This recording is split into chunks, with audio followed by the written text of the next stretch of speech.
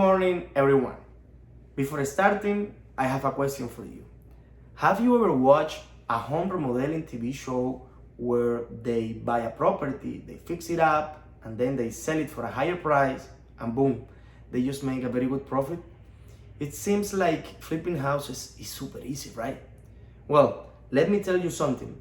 What they don't tell you on those TV shows is that in the same way that they can make a very good profit by flipping houses, they can also lose a lot of money if they don't know how to analyze a flip.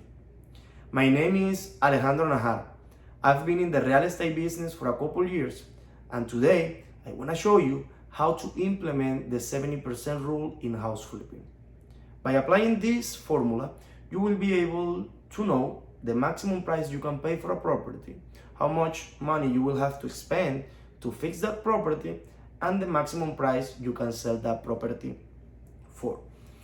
When analyzing a property that you want to flip, the first thing you need to do is to know what's the maximum price for that you can sell that property for.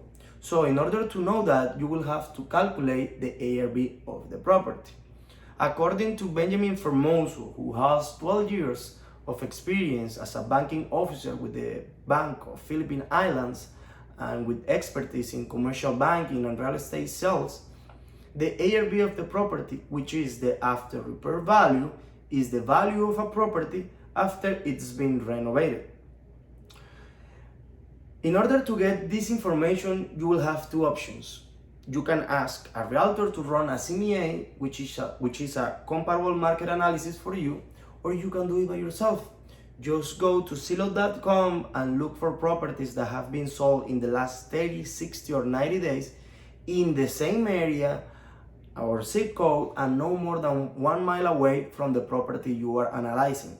Try to collect from 4 to 6 properties with similar descriptions as the property you are analyzing, such as number of bedrooms, number of bathrooms, size of the property, if it has a garage or a pool. Once you have those comparables, then try to calculate the lowest, the average, and the highest prices of those properties. What I would recommend you to do is to choose a price between the average and the highest, and that would be the ARV of the property you are analyzing.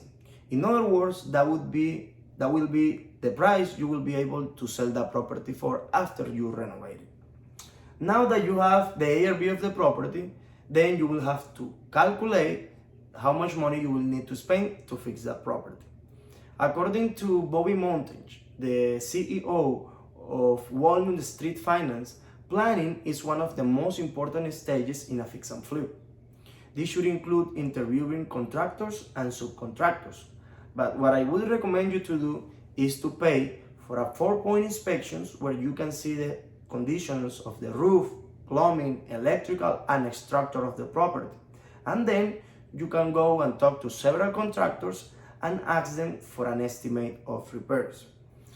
At this point, you will have the ARV of the property and the estimate of repairs.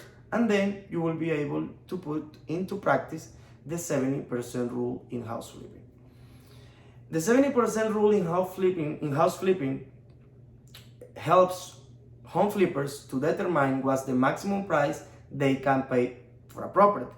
Basically, what this rule says is that they should pay no more than 70% of the ARV minus the fixing cost. But let's see an example.